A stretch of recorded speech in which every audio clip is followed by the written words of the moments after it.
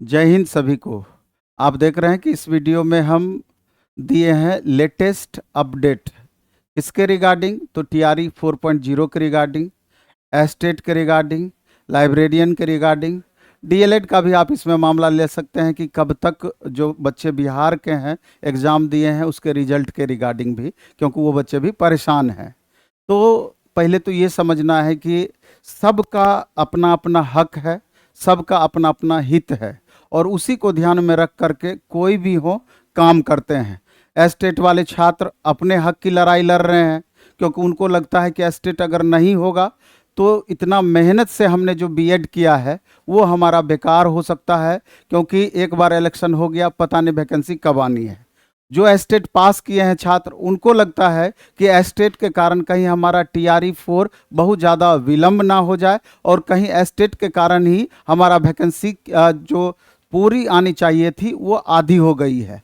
तो सबका अपना अपना सोच है, विचार है। बहुत सारे छात्र हमको गाली भी देते हैं कि एस्टेट को आप ज़्यादा ही सपोर्ट कर रहे हैं। अरे आप भी हमारे पास आते हैं तो उतना ही सपोर्ट करते हैं और एस्टेट वाले छात्र भी जैसे आप हैं वैसे वो भी हैं, वो भी संख्या के साथ हमारे पास आते हैं, तो उनके लिए भी आवाज़ उठाना लाजमी बनता है। तो इसमें कहीं कोई अतिशयोक्ति वाली बात नहीं होनी चाहिए। सरकार का जो अपना होगा वही करेगी। मेरे कहने से बोलने से बहुत फर्क नहीं पड़ता है, पड़ता तो है लेकिन बहुत फर्क नहीं पड़ता है। बात आप डोमिसाइल का बहुत सारे छात्र करते हैं कि डोमिसाइल पे आप आवाज़ नहीं उठाए।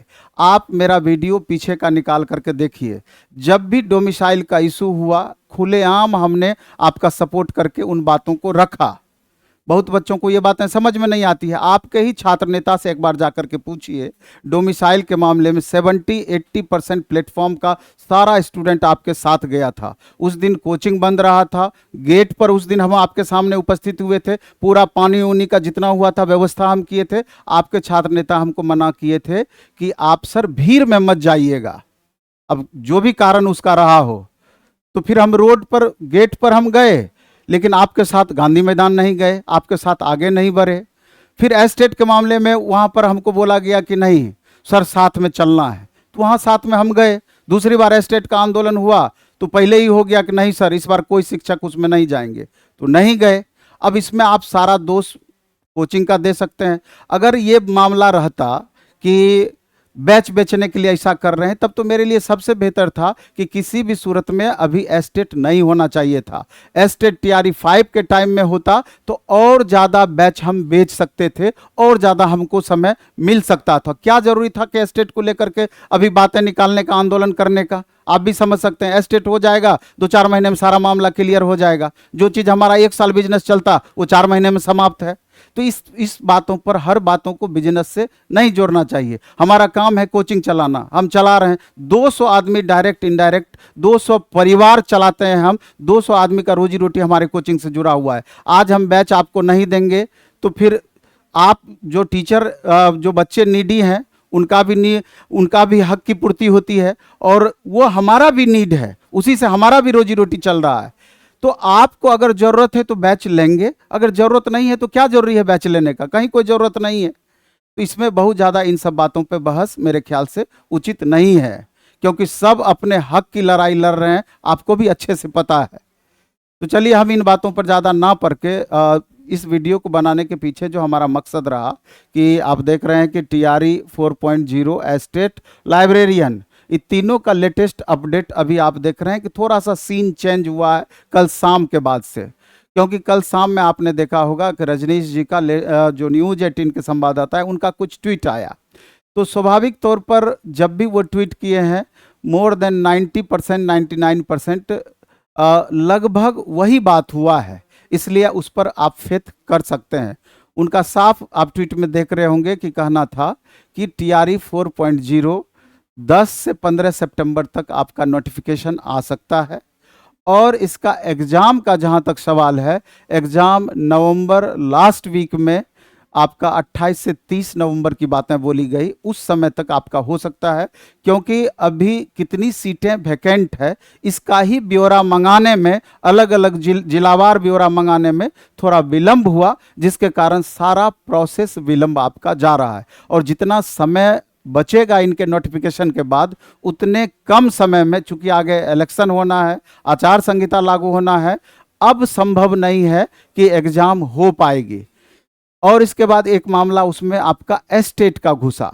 अगर estate Bihar school examination board conducting agency है, उनके द्वारा बोला गया था कि साल में 2 बार हम एस्टेट लेंगे। इसके पहले भी आप इतिहास में जाइए, टीआरई 3 के पहले एस्टेट का नोटिफिकेशन आ गया था, लेकिन उसका रिजल्ट जो दिया गया, एग्जाम जो हुआ बाद में हुआ, जिसके कारण एस्टेट के बच्चे देखते रह गए, लेकिन टीआरई 3 उनके नज़र के सामने से गुजर गई। एक उन लोगों को भी आशा था कि टीआरई 4.0 में हमको मौका मिलेगा और उस समय कम से कम हम वैकेंसी को भर पाएंगे। और यहाँ अभी जो वर्तमान परिस्थिति बनी थी, अगर ये लोग आंदोलन नहीं करते तो मे भी सीन चेंज रहता। तो यहाँ सारी गलती, सारी की सारी गलती आपका बिहार स्कूल एग्जामिनेशन बोर्ड का है, क्योंकि कोर्ट भी एक तरीके से, शिक्षा विभाग पहले ही एक लेटर जारी कर दी थी कि आप एग्जाम करवाइए।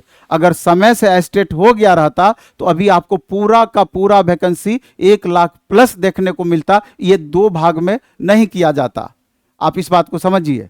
हाँ, एस्टेट का मामला, इसके अलावा आप लाइब्रेरियन का मामला, कंप्यूटर टीचर का मामला अभी भी एक तरीके से विचाराधीन है। बहुत बातें इसमें स्पष्ट हुई है, बहुत बातों पर मंथन चल रहा है। हो सकता है कि 2-4-5 दिन में स्थिति और क्लियर हो एस्टेट के रिगार्डिंग, कि एस्टेट का नोटिफिकेशन आखिर कब तक आएगा, टीआरई 4.0 से पहले एस्टेट का एग्जाम हो जाएगा या एस्टेट को अपेयरिंग करके टीआरई 4 में फॉर्म भरने का मौका मिलेगा।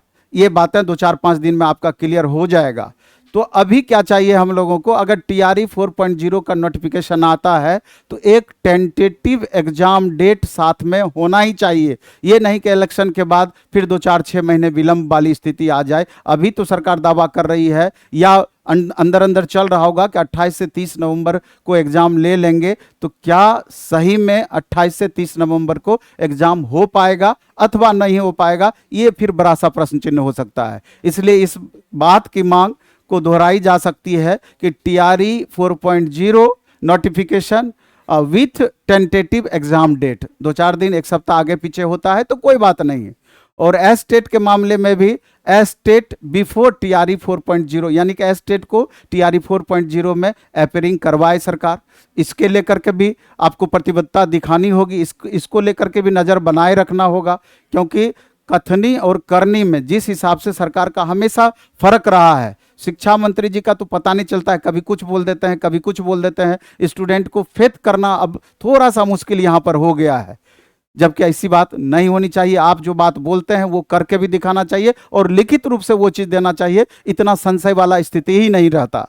चूंकि आगे इलेक्शन है, इसलिए अभी जो भी आप डिमांड करते हैं, जो भी बातों को मुस्तैदी से रखते हैं, जोरदार तरीके से रखते हैं, उस पर सरकार विचार करती है और आगे भी विचार करेगी कि इलेक्शन से पहले हम ये वादा कर लें और उसको हम पूरा करने का प्रयास करेंगे, क्योंकि उनको भी अधिक से अधिक वोट चाहिए।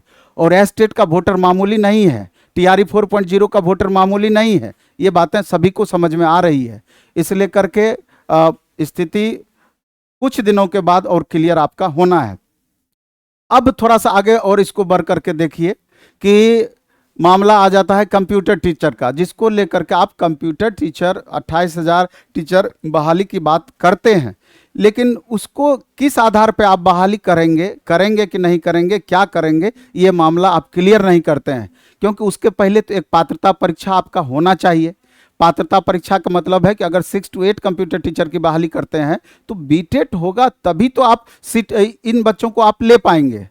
नहीं तो अगर एस्टेट कराते हैं तो उसमें उस तरह का प्रावधान कीजिए कि तमाम अभ्यर्थी जो जिनके पास कंप्यूटर से रिलेटेड डिग्री है, एक तो वो क्लियर कीजिए कि कौन कौन बच्चे 6 to 8 कंप्यूटर टीचर की बहाली अगर निकलती है तो उसमें फॉर्म भर सकते हैं। हर स्थिति को क्लियर करना चाहिए और कैसे पूरा कर पाएंगे इस वैकेंसी को, ये बात भी क्लियर होनी चाहिए। अब डीएलएड वाले अभ्यर्थी हैं, पीछे भी हमने एक वीडियो बनाया था कि डीएलएड वाले बच्चे जो इस बार एग्जाम दिए हैं और रिजल्ट जिनका नहीं आया है, उसमें 2 तरह के छात्र हैं। एक छात्र हैं कि जो अपेयरिंग में सीटेट पास कर चुके हैं, और बड़ी संख्या में वैसे छात्र हैं जो कि इस बार सीटेट आया नहीं, जुलाई वाला हुआ नहीं, अब दिसंबर वाला का आशा कर रहे हैं। वो तो टीआरई 4.0 में भाग नहीं ले पाएंगे, उनको सीटेट में लगना चाहिए। और रिजल्ट जो पास कर चुके हैं, आप अपने कॉलेज पे दबाव बनाते हैं या कॉलेज में जितने भी अभ्यर्थी हैं Bihar school examination board group बना बना करके अगर पहुंचते हैं तो वहां निश्चित रूप से दबाव बनेगा और एक तय सीमा के अंदर में आपका रिजल्ट आ पाएगा और आप फॉर्म भर सकते हैं, जो खास करके पास स्टूडेंट हैं, क्योंकि उनके नज़र के सामने से ये वैकेंसी नहीं गुजरनी चाहिए। और ओवरऑल सब स्टूडेंट मिलकर के इस बात की मांग कर सकते हैं अब कि कम से कम जो पूरी वैकेंसी है टीआरई 4.0 में अगर आप स्टेट वाले को भी अपियर कराते हैं तो पूरी की पूरी वैकेंसी अब देने में क्या हर्ज है, पूरी की पूरी वैकेंसी आपको देना ही चाहिए। और लाइब्रेरियन का जहां तक सवाल है कि कम से कम इलेक्शन से पहले पात्रता परीक्षा तो हो जाए। आपने नियमावली बना दिया, विधानसभा में नियमावली पास कर दिया, लेकिन अभी तक आप सोए हुए हैं, ठंडे बस्ते में सारा कुछ पड़ा हुआ है, इस पर कोई चर्चा नहीं है। तो कल लाइब्रेरी एसोसिएशन वाले भी हमारे पास आए थे, उनसे बातचीत हुई और उनका कहना था कि 25 तारीख को यानी 25 अगस्त को हम लोग साइंस कॉलेज या पटना कॉलेज की बातें हुई है, आप देख लीजिएगा, साइंस कॉलेज से ले करके हम लोग कारगिल चौक तक एक बड़ा सा मुहिम छेड़ेंगे और एक आंदोलन करेंगे ऑफलाइन मोड में।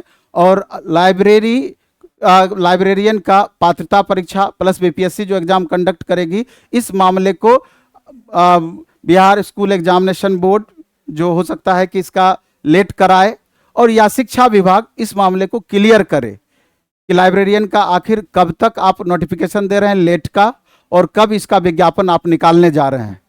क्योंकि जब तक आप जगेंगे ना, 8 लाख प्लस लाइब्रेरियन के छात्र हैं, तो आपको ज़रूरत के हिसाब से रोड पर एक दिन आना पड़ेगा और जब आएंगे अपना संख्या बल दिखाएंगे तभी आपकी बात सुनी जाएगी। तो इन बातों को ध्यान रखना है। पढ़ाई और लड़ाई जिसकी बात हम हमेशा करते हैं आपसे, उन बातों पर आपको ध्यान रखना ही होगा। समय आने पर आप लड़ाई भी करिए, पढ़ाई भी करते रहिए, उसमें कहीं कोई दिक्कत नहीं है, क्योंकि अंततः आपको आपका पढ़ाई ही काम देगा।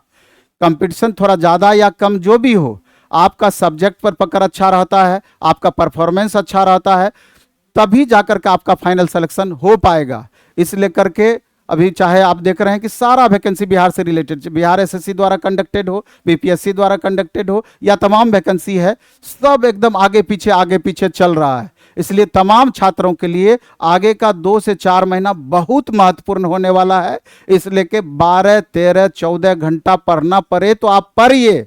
अगर पढ़ चुके हैं तो लगातार सेट बनाइए, प्रैक्टिस कीजिए, रिवीजन कीजिए, एनसीईआरटी का आप रिवीजन कीजिए या जो आपका सब्जेक्ट से रिलेटेड है प्रीवियस ईयर के क्वेश्चंस को ध्यान में रख करके लगातार खुद अपडेट रहिए और पढ़ाई में जुटे रहिए। अपने परफॉर्मेंस को लगातार इंप्रूव करते रहिए। जो भी आपका वीक पोर्शन है उसको चिन्हित करके उसको सुधार करने का प्रयास कीजिए, क्योंकि ये 4 महीना आपका ऐसे ही गुजर गया तो हो सकता है कि आगे आने वाला दिन आपके लिए और भारी पड़ जाए।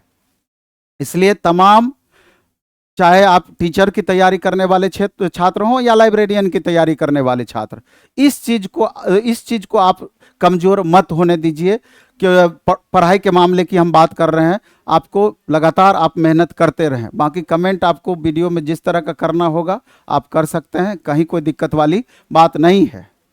एनसीईआरटी आप पढ़ाई कीजिए, एनसीईआरटी क्लास 6 to 10, क्योंकि उधर आपका पढ़ाई कर चुके हैं। क्योंकि एनसीईआरटी से 100% क्वेश्चन पूछेगा जरूरी नहीं है, लेकिन एनसीईआरटी से जो भी क्वेश्चन 20%, 30%, 40% पूछेगा, वो ऐसा लाइन आपसे पूछेगा कि अगर एनसीईआरटी लाइन बाय लाइन आप नहीं पढ़े रहेंगे तो आप परेशान हो जाएंगे। ये बात आप समझ लीजिए।